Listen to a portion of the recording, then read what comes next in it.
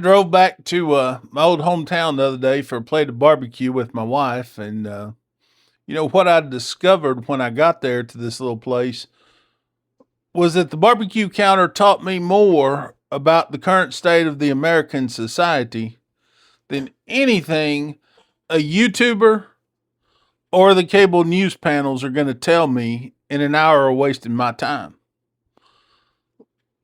There's a real reality about rural America that people forget.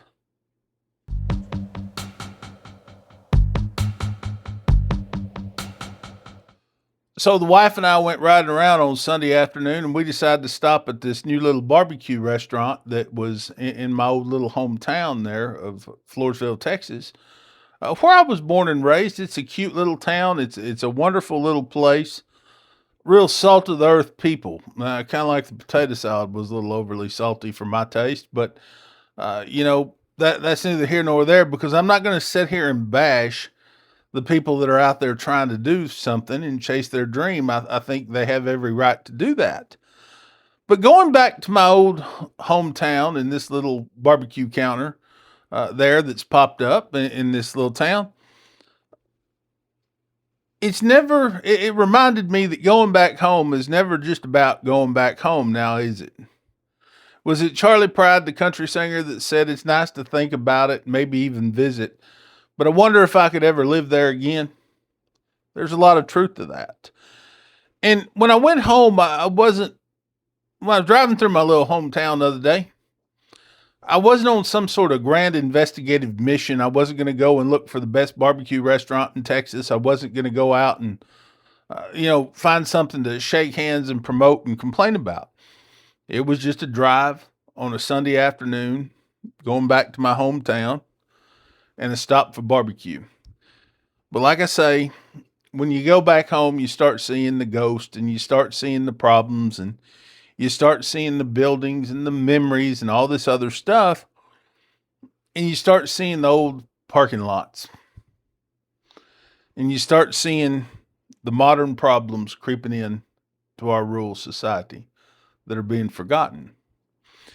And so Floresville, my old hometown, is one of these towns where every building looks like it either remembers better days or maybe it's still waiting for them. I don't know. So we stopped at this little place called Nickel Barbecue, and it was decent. I mean, check this out. Nickel Barbecue was in the same building that a bakery was in about a year and a half, 2 years ago, and that bakery ended up failing for obvious reasons. I mean, just look at the state of the current far left and far right economy, and you get a picture of why it probably died. But it was the same building that the bakery had gone under in a year or so before. And somebody decided to put in a barbecue restaurant there. Now, when I went inside there, I realized that the tables were the same, the chairs were the same. It was this same little kind of sleek magnolia styled thing that everybody's in on these days because it worked once, it can work again, right? Uh, you know, but the experience of this place beyond it looking less like a barbecue counter and more like a place where you get your cupcakes, that was not the issue. The issue was much deeper than that. And this video is not about destroying a local place and some people trying to do their dream. So I'm not going to sit here and dunk on a barbecue joint, on a local barbecue joint anyway, because any fool with a phone and a smile can do that. Any idiot can come out here and promote it too, trying to get some likes on his page. But this is about what happens when somebody takes a chance, when somebody opens up a dream shop, in a town that may or may not still know how to support a dream. And that comes back to something we talk a lot about: social capital and upward mobility. You see, the people that own Nickel Barbecue, and I don't know them, I don't think. I never met them. I never, that I know of anyway. Maybe I have, I don't know. That's not the point. The owner of this place is trying to survive the invoice. Okay, they've got little taxes and little fees and everything else that's creeping in on their lives. Now, look, the owner let me go back to this. The owner is trying to survive the invoice. The customer is trying to survive the receipt. Now, $44 for two people to have lunch at a barbecue restaurant is not necessarily a bad thing, especially when you go up to, like, New York, and you go to Cat's Deli and you're paying $30 for one, sandwich, and you feel like you've been ripped off. But there's a difference. There's a real difference there. Everybody is sitting there trying to pretend that this is normal. The shrinkflation is normal. The high prices are normal. It's the cost of doing business, right? Take a look at this plate of food, and this looks more cute than it looks good, right? And that's not their fault. I mean, they're trying to. I get it, okay, and we'll get into this in a little bit. The owners are trying to magnolia this thing out instead of making it real. Social media it out instead of making it real, right? And I get that, I do. But that's not the point for this section of the video. The point is here: these people had a dream. The customers have an expectation, and those two things don't always line up together, especially in the real world when you got the far left and the far right pushing these useless social issues and these national talking points down our throats. The reality of it is we're being abused by both of these party lines. It's time we, as rural Americans, we got to stand up to this. I mentioned earlier the Magnolia Dream. The Magnolia Dream in itself is not evil. It's not a terrible thing. It's a cry for what the bigger world feels like when it got drunk and lost its way, right? When it's kind of moving along, swerving around, it got drunk and lost the key somewhere along the way. If you think about the white brick, the chic little signs, the cute little tablecloths, the cute little ideas and the banners and everything laid out perfectly neat on a plate, or on a little tray, people want order. That's psychologically there. That's intact. They want something to feel like home. They want something to feel like safety. They want something to feel good about. They want something that feels pretty in a world that's gone ugly. But the reality of it is a barbecue restaurant shouldn't feel pretty. It should feel like community. And I talk a lot about upward mobility and social capital in our communities today. We're losing that, folks. We're losing it because this little barbecue restaurant could use a dose of outside reality. A reality check that Magnolia is not going to save you. Neither is the Republican Party, and neither is the Democrats. You've been abandoned. You've been sold unfunded mandates. You've been sold the idea that tariffs are going to save you. You've been sold the idea that if you pay a little more in taxes and suffer now, you'll benefit from it later. Well, how's that working out for you? When the invoices have little line items that sneak up on you, and when you have to start shortchanging the customer with shrinkflation portions in order to survive. You don't survive very long like that. We built a culture where the sign gets more attention than the service, especially in the barbecue world, right? We built a place where, we want it to feel a little bit more like a bakery. We want it to feel a little bit more like this little Cosmo welcoming place. But that's not reality. I think most people want something that feels a little bit more, when you go for barbecue, right? They want something that feels a little bit more traditional, not a little bit like Magnolia. Nobody wants to eat barbecue in a place that feels just like you should be eating cupcakes, right?